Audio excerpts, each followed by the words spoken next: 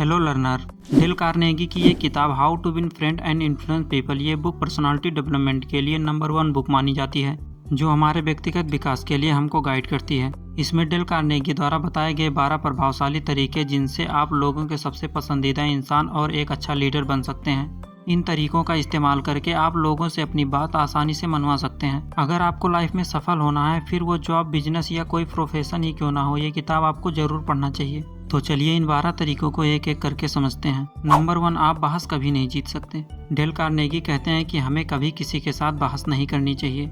अगर आप किसी व्यक्ति के साथ बहस करके उसे नीचा दिखाने की कोशिश करेंगे तो वो व्यक्ति आपसे नाराज होकर चला जाएगा और फिर उससे आपके रिश्ते खराब हो जाएंगे और आप जीत कर भी हार जाएंगे। बहस में हारने वाला खुद को शर्मिंदा महसूस करता है और उसके गर्व को ठेस पहुंचती है। बहस करने से आपका ही नुकसान होता है, इसलिए आप अपने गुस्से को काबू में रखें और याद रखें कि बहस में जीतने का सबसे अच्छा तरीका है उसे नज़रअंदाज करना। आपको बहस करने से बचना चाहिए क्योंकि बहस करने से रिश्ते खराब हो जाते हैं और फिर आप चाह कर भी रिश्ते पहले जैसे नहीं बना सकते। नंबर 2, आप कभी भी दूसरों को गलत साबित करने की कोशिश ना करें। दुनिया में बहुत सारे लोग हैं जो अक्सर गलतियां करते रहते हैं, लेकिन आपका काम उन्हें गलत साबित करना नहीं है। जब आप किसी को गलत कहते हैं तो उसके आत्मसम्मान को ठेस पहुंचती है और फिर वो आपके साथ सहमत नहीं होते और आपके रिश्ते के भी दरार पड़ जाती है। अगर सामने वाला व्यक्ति कुछ गलत कहता है तो ऐसे सिचुएशन में आप उस व्यक्ति से कहें कि देखिए, मुझे ऐसा लगता है कि मैं भी यहाँ गलत हो सकता हूँ, जैसा कि मैं ज़्यादातर होता हूँ। अगर मैं गलत हूँ तो मुझे करेक्ट कीजिए। इन वाक्यों का इस्तेमाल करने से सामने वाला व्यक्ति आपकी बात को समझने की कोशिश करेगा और आपसे नाराज नहीं होगा और फिर आप अपनी बात कह पाएंगे और उसके साथ आपका रिश्ता बना रहेगा। नंबर 3, अगर आप गलत हैं तो अपनी गलती को स्वीकार करें। जब आपसे कोई गलती हो जाए तब आप अपने आप को सही साबित करने की बजाय आपको अपनी गलती को स्वीकार कर लेना चाहिए। जब आप अपनी गलती को स्वीकार करते हैं तब सामने वाला व्यक्ति अपना आत्मसम्मान बढ़ाने के लिए आपको बचाने की कोशिश करेगा। नंबर 4, हमेशा कन्वर्सेशन की शुरुआत फ्रेंडली होकर करें।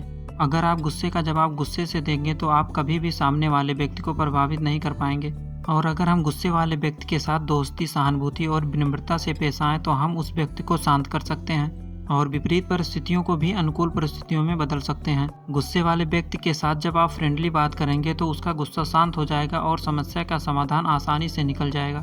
नंबर 5, दूसरे इंसान से तुरंत हाँ हाँ कहलवाएं। अगर आप किसी चीज में कोई परिवर्तन करना चाहते हैं तो आपको उन लोगों को सहमत करने का कोई तरीका ढूंढना चाहिए जिनके विचार आपके विरुद्ध हों और आप लोगों के सामने ऐसा विचार पेश करें जिससे दोनों लोगों के विचार मिलते जुलते हों और आप लोगों को समझाएं कि हमारा तरीका अलग हो सकता है लेकिन हमारा लक्ष्य एक ही है और आप उन्हें भी अपनी बात रखने का पूरा मौका दें। अगर आप उन्हें अपनी बात रखने का मौका नहीं देंगे तो वो आपसे कभी सहमत नहीं होंगे क्योंकि वहाँ उनकी आत्मसम्मान की बात आ जाएगी और वो आपका साथ नहीं देंगे। इसलिए आप उन्हें भी अपनी बात रखने का पूरा मौका दें, तभी वो आपके साथ हाँ में हाँ मिलाएंगे। नंबर 6, दूसरे इंसान को अपने बारे में ज़्यादा बात करने दें। बहुत सारे लोग ज़्यादा बोलकर दूसरों को अपनी बातों से जीतने की कोशिश करते हैं। डेल कार्नेगी कहते हैं कि हमें दूसरों को बोलने का मौका देना चाहिए अगर सामने वाला व्यक्ति आपके साथ सहमत नहीं है तो।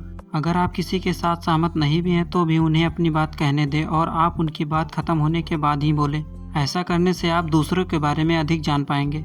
नंबर 7, दूसरे इंसान को महसूस करने दीजिए कि आइडिया उसी का है। आपको कभी किसी विचार का श्रेय लेने की जरूरत नहीं होनी चाहिए। दूसरे लोगों को उनके विचार का श्रेय लेने दें और ऐसा करने से वह हमेशा आपको आसानी से सहयोग देंगे। दुनिया में ज्यादातर लोगों को अपना विचार रखने का मौका नहीं मिलता है क्योंकि हर व्यक्ति किसी दूसरे व्यक्ति के दबाव में जिंदगी जीता है। जब आप लोगों को बात करने का मौका देते हैं तब वह अपने अंदर दबे हुए विचारों को आपके सामने रखते हैं और ऐसा करने से वो आपके साथ जल्दी घुल मिल जाते हैं। नंबर 8, दूसरे इंसान के नज़रिए से चीज़ों को ईमानदारी से देखें। हर एक व्यक्ति के सोचने के तरीके और काम करने के तरीके के पीछे कोई ना कोई बड़ा कारण जरूर होता है। अगर कोई व्यक्ति सही या गलत काम करता है तो उसके पीछे कोई ना कोई कारण जरूर होता है। हमें किसी व्यक्ति को सही या गलत कहने की बजाय उसके ऐसा होने का कारण ढूंढना चाहिए और जब आपको वह कारण पता चल जाए तो आपके पास उस व्यक्ति की सोच, उसके काम और व्यक्तित्व की चाबी आ जाएगी। डेल कार्नेगी कहते हैं कि अगर आप उनकी इस किताब से एक महत्वपूर्ण चीज सीखना चाहते हैं तो वो आप ईमानदारी से दूसरे लोगों के दृष्टिकोण को जानने की कोशिश करें। नंबर 9, दूसरे इंसान के आइडिया और इच्छाओं के प्रति सहानुभूति रखिए। हमें दुनिया में ऐसे बहुत लोग मिलते हैं जो हमसे सहानुभूति चाहते हैं या उन्हें सहानुभूति की जरूरत होती है। डेल कार्नेगी कहते हैं कि हमें इस बात का जरा सा भी अंदाजा नहीं होता कि दूसरा व्यक्ति जैसा दिखता है या जैसा व्यवहार करता है वह वैसा क्यों है। इसलिए हमें किसी भी व्यक्ति की शिकायत या आलोचना नहीं करनी चाहिए, बल्कि उन्हें दोस्त बनाने के लिए उनके साथ सहानुभूति जतानी चाहिए। नंबर 10, लोगों की नैतिक भावनाओं को अपील करें। ऑथर कहते हैं किसी भी काम को करने के लिए 2 कारण होते हैं। पहला कारण जो अच्छा लगता है और दूसरा कारण जो असल में होता है। हमें लोगों से काम कराने के लिए कोई महान उद्देश्य बताना चाहिए जो सबके लिए अच्छा हो, और ये भी बताएं कि उस काम को करना सबके लिए अच्छा कैसे होगा।